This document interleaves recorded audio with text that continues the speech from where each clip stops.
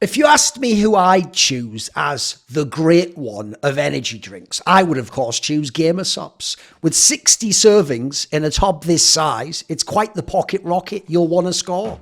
You'll be flying high like the golden jet, and you can stay on top seemingly forever, like you were Mr. Hockey himself. Plus, the flavours are delicious and unique, like this one is peach tea. So if your girl is a gamer, another guy might tell you to give her the flower. But how about some Gamersops? 10% off with your order with the code Thorin, Thorin, at gamersops.gg.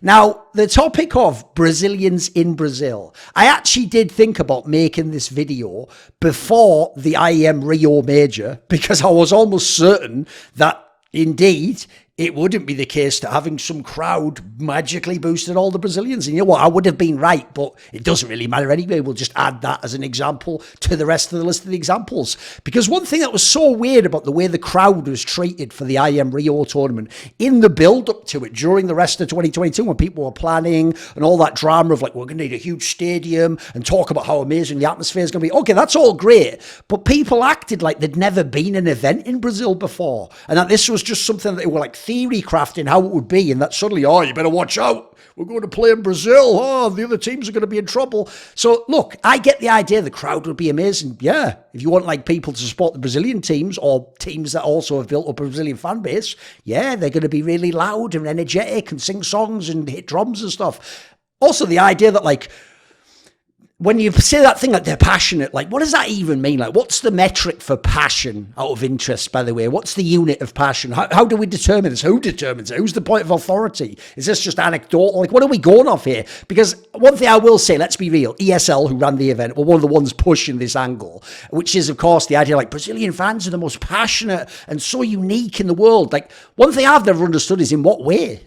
You never really get an explanation for that. As far as I can tell, Carmack thinks Brazilians exist in some like quantum super state where if there's just Polish people in a room, then they're gods. They're the greatest fan base possible and the most fair fan base. They're incredibly passionate. That's the place you'd want to play. But if enough Brazilians come in the room and the ratio changes, suddenly it's Brazilians that are just uniquely special, a different type of human being who's just superior as a fan. Some weird angle like that. So personally, I've always thought that was just what? Look, good fans are good fans. The fans in Katowice are good. The fans in Cologne are great. Some of the fans in America, at Columbus, for example, at MLG, seemed like they were banging. I've seen ESL New York crowds that seemed like they absolutely lit the venue up and it was an electric atmosphere and all the cliches you've heard. So, okay, I can believe Brazilians are a really good fan base with the right teams playing. The problem I have is the suggestion for this event and why everyone should be worried was that the Brazilian fans being there and in such great numbers and cheering on their teams meant that essentially Brazilian teams would be like boosted in terms of performance and would all just do great and everyone else would be really scared and it would be hard for them. And people were even saying stupid stuff like, even though they themselves don't think this fan base is like dangerous and violent, they were like, oh, but some players might be scared because if you knock out the Brazilian team, you'll have to deal with the fans. Like, what does that even mean, deal with the fans? What are you even implying, by the way? If any of those players are in physical harm, then we shouldn't be having the tournament there, boys. Like, no one says that about an event in like Cologne. Like, oh, you better not beat big because if you do, the German fans will be waiting for you. What are you talking about? That would be such an outrageous thing to even suggest. So I don't think the most ridiculous thing about that notion, though, is if you look at the history of Brazilians in Brazil, the Brazilian crowd doesn't make them do better, and having home support isn't a key factor. In fact, the best Brazilian teams, historically, I would say, perform better outside of Brazil. And in fact, it's quite bizarre how many fails they've had in Brazil, how many times in front of their home crowd, even sometimes against lesser teams. They've just dropped the ball when they were supposed to win. They were the better team or they were the better set of talents or had the better track record going into that point in time. If you just look, as we're going to do in this video, you'll see it's got a complete nonsense, like a mythology at this point in time. It's just not the case at all. They have underperformed domestically throughout history. So let's go to Wikipedia and let's look at some of these results. So the first tournament to talk about was in 2016. It was ESL Pro League Season 4 LAN Finals. This is 2016. So the Brazilians, SK Gaming Luminosity, have already won both of the majors back-to-back that year and are the team of the year and have had a period where they were number one and had like the SK era, even though yes, maybe that's been disputed since then. This tournament took place in the latter part of October. This is just after they'd had like the Pro League group, the E-League group for Cloud9, etc. Obviously, SK Gaming wasn't playing that season of E-League. And at this tournament, SK Gaming had only a few months ago been the number one team in the world. They're the reigning major champions, but that was admittedly like 3-4 months earlier. And at this point in time, SK Gaming is ranked number 3 in the world by HLTV.org. They were number 2 in the world on my world rankings. And they come second place at the LAN. They don't win the tournament. Even though you go and look elsewhere, it's not like Virtus Pro's there. That's the best team in the world, right? They're not at the tournament. They come second place. SK was supposed to be a lock to win this tournament. In fact, you go, okay, look, they did well in the group stage. Let's see, they lost a game to NIP, but admittedly, this is the NIP that was quite streaky. Obviously, they were the ones who, with like a stand-in, won that Star Series. They're the ones who won IEM Auckland around this time as well, also beating SK Gaming. So there was a close game on Cobblestone map both teams were good on. That's the only loss SK had in the groups. Then in the playoffs, by the way, because of where the group went, Cloud9 had to come out in the quarters. In the playoffs, they beat NIP again. They play NIP again, rather. They beat them this time in a rematch on Cobblestone in the third map. They win that series. They go to the final. And in the final, they're playing Cloud9. Now, Cloud9, admittedly, was a good team. Like, they were right in the mix at the Star Series that was won by NIP I was referring to earlier. They were placing, like, top 4 at big international tournaments. This was a quality Cloud9 side, right? This was when it was still good, when Stewie was doing a good job as the IGL and the star of the team. In the final, on Brazilian soil, guys, in like a big stadium, Cloud9 wins 2-1. Now, what's mad is the only map SK Gaming wins is an incredibly close overtime game, which look at the score here. C9 was up enormously in the first half. C9 actually somewhat threw this game. I remember, I think like Cold Zero went bonkers on this one map. But then after that, Cloud9 easily just win the series. 16-6 on Mirage. If you don't remember, the 3 maps that SK Gaming's core was unbelievable on, this is when they still had FNX, by the way, was Overpass, Train, and Mirage. They used to have bonkers win rates on all of those. Overpass, they barely win here. And then they lose straight up Mirage to Cloud9. And then they just get absolutely smashed on Dust 2. And look at the first half of the third map. A 13-2 T-side on Dust 2. Like, this game's over in the third map. And the first half of it, boys. Like, this is a really embarrassing way, as quite recently the number 1 team in the world, to lose a big LAN in your home soil. Let's be real. What's the reason this event was even taking place in Brazil? Because ESL was trying to capitalize on the fact the number 1 team in the world for most of that year was a bloody Brazilian team. This seemed like the perfect time to have an event there, have them win it, and then blow the game up in that region. They came second though, didn't they? Didn't really work out. And by the way, Cloud9 at the time, they weren't like number 1. Cloud9 was number 7 on the HLTV rankings, and they were number 5 on my world rankings.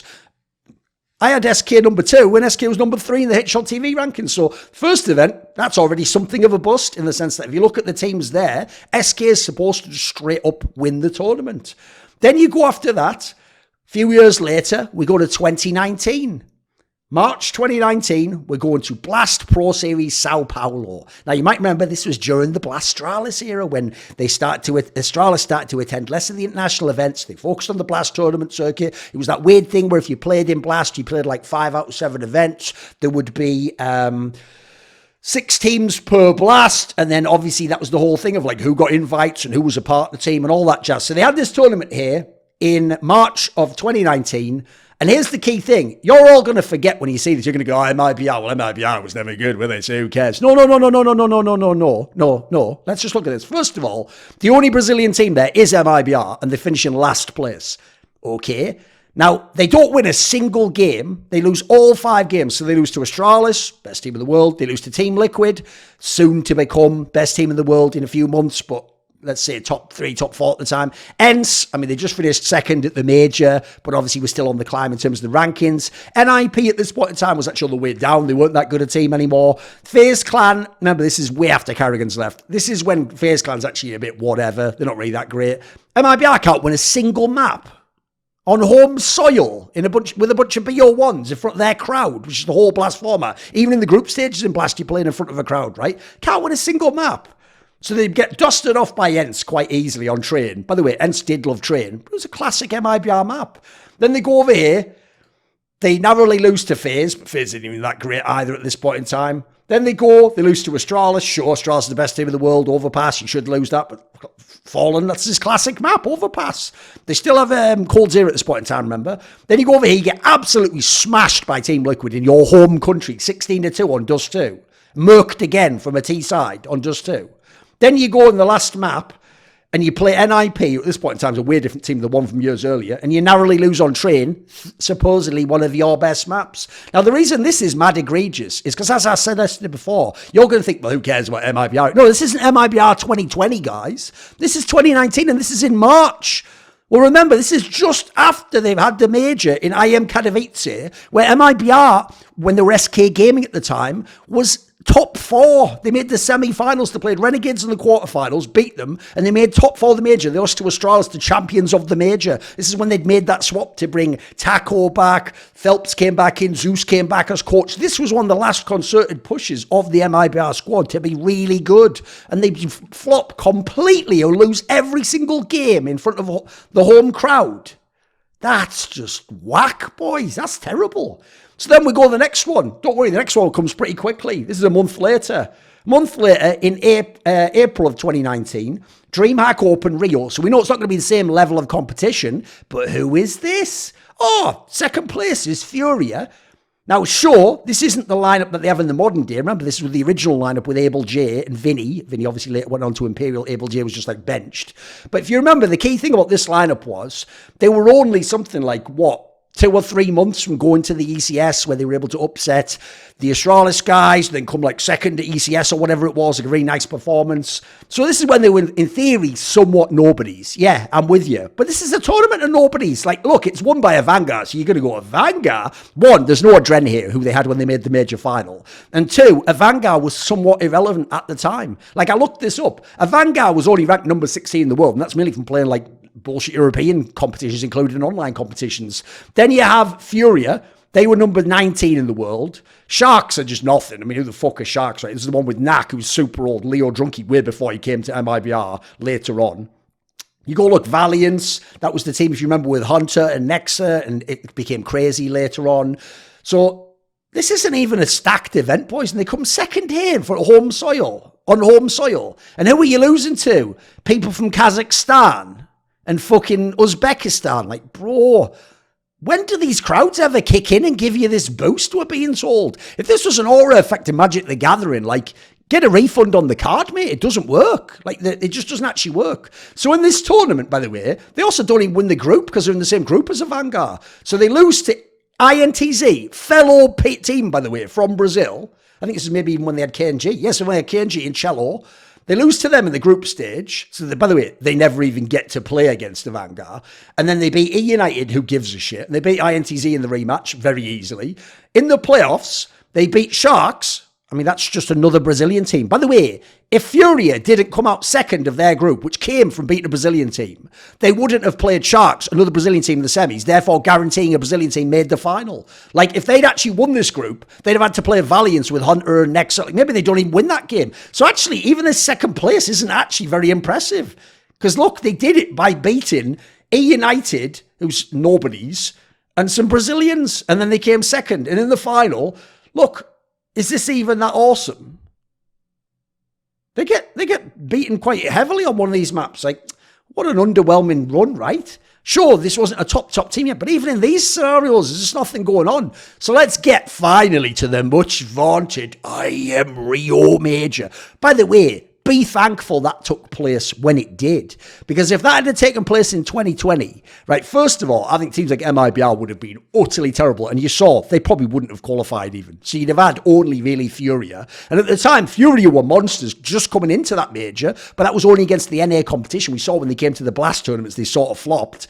And so quite frankly, I think top 8 at best was probably the dream there. And even then, the lack of experience on Fury means I think they probably would have just got out in the Swiss system before the playoffs. So let's come to IM Rio, right? Which obviously took place at the end of October, during most of November in 2022.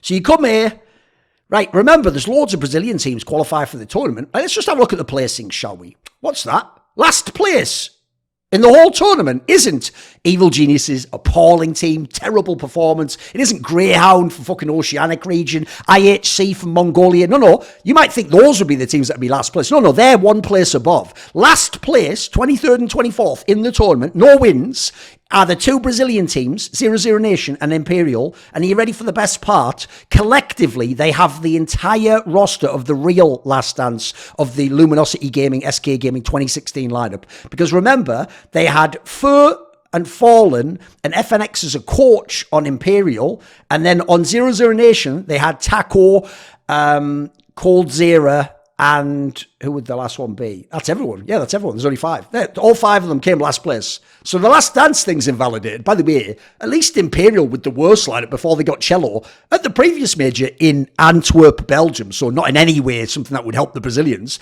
That was the one where they beat Cloud9 on LAN and were like one game away from maybe making the playoffs from the second Swiss system. In this one, in the first Swiss system, they're just last place. It couldn't get any worse. So you look at the first challenger stage, 00 Nation loses to Bad News Eagles, Furia, their own national team, but a way better one, and then they lose a best of 3 to IHC. And by the way, if it wasn't for the cheating in the crowd, I think IHC 2-0s this one. Then Imperial lose to Vitality, admittedly a very good team, lose to 9Z, by the way, a team that can't even beat anyone outside the Americas, and then they got beaten 2-0 by Cloud9. Revenge for the last major for Cloud9, but more importantly, Imperial was even in some good positions. This was when Cloud9, famously from Shiro, just going Neo in the Matrix, just fought their way back from the brink of elimination. So they come last place, those two. Now you're going to think, yeah, but what about Furia? Bro, even Furia didn't top this first Swiss system. Like, look, they lost to Big on Vertigo. Big isn't even that good a team, and they had standings at this event. Then you beat 00 Nation, they're not even good. You beat OG on Overpass, fair enough. OG's not a bad team. And then you beat Gamer Legion, mega inexperienced squad, and you get to go to the next round. Okay, in the next one, you 3-0. This one's not bad. Look, you beat Ents. That's legit. They weren't a great team, but they had done half decently at some tournaments. You have Spirit, who obviously is a solid team, especially at majors. That's actually a pretty solid win. And then you beat Big again, but again, Big isn't actually that good a team, had no business getting through. You go to the playoffs. Now, this is a really good result, but let's be real. It's also because Na'Vi played like shit. Like, Na'Vi was in it. Won the first map, they were in half decent position, and then they just let the whole thing go, and they blew it. And the third map was actually quite embarrassing at one point in time. So this is a massive scalp. That's a good performance. Then you play in Heroic, who's never been in the final of a major, and have a bunch of players who are ready to break down if you put pressure on them. You saw that in the final after the first map when they were against outsiders. But is Fury able to put the pressure on them? Yeah, they win the first map. Second one's close, but because they lose that, they get smashed on the third, and they're just out of the tournament. Smashed on the last map of the tournament. That's how you exit. Look, top 4 is good. You could even argue that's an overperformance for Furia. Top 8 would be usually the limit. You could argue if you look at world rankings, maybe they should have been 1 before that and just finished like in the 3-2 match on the Swiss system. Listen, beating Navi's a big scalp, although a lot of people did it afterwards. Top 4 at the major overall, pretty good. But actually losing to Heroic, I mean, they didn't win the major, did they? So to me, it's like, actually, the whole thing's just nonsense. Does having a home crowd help you if you're Brazilian? Now, the reason I say if you're Brazilian is because actually, I think, quite frankly, there have been regions which got a lot of crowd boost. Like in 1.6 historically, Chinese teams in China always had way more upsets. Obviously, in CSGO, Ukrainians at that like cyber arena in Kiev have an unbelievable track record. Eastern Europeans in general in tournaments in Ukraine and Russia usually boosted results. Yeah, I mean, there's a few regions where you'd have to say, actually, historically, maybe even Poles in Poland. I'd say they've got some pretty good track record for the Virtus Pro guys when they're in Katowice, a lot of semis. They obviously won a major there.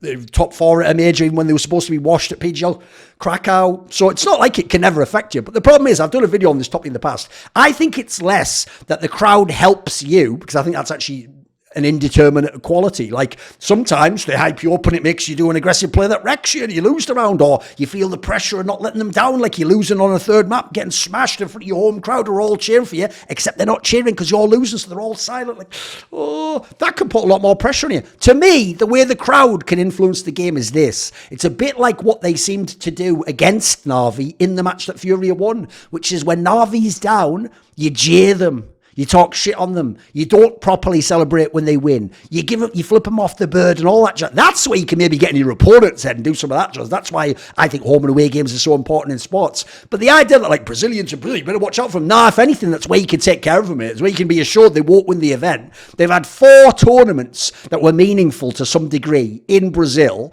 They haven't won a single one of them. They haven't won a single one, ever. So let me know when they become really good in Brazil. Hey, it's simple, you're watching Thorin channel. Shut the fuck up, you fucking bitch. The Beatles said they get by with a little help from their friends, but I get by with a little help from my Patreon community. And this video was kindly supported by Matt Pugnatio Rajcula, Ahmed Hadjou, Butt Pounder 420, Torin, Animosity, Tobias Bernasconi, Jensen Goh, Tosh, and a special thanks always goes out to my main man, Jerky's Minion. Would you like to ask me a question in my monthly video AMA? Do you want teasers to find out who are the upcoming guests? Maybe you want to take part in one of those lengthy but intense esports discussions I have with my donators, or maybe you want to suggest a guest or a topic that I could cover. Well, if any of those tickle your fancy, put your money where your mouth is and join the Skrilluminati today, where in the description box below there is a Patreon link.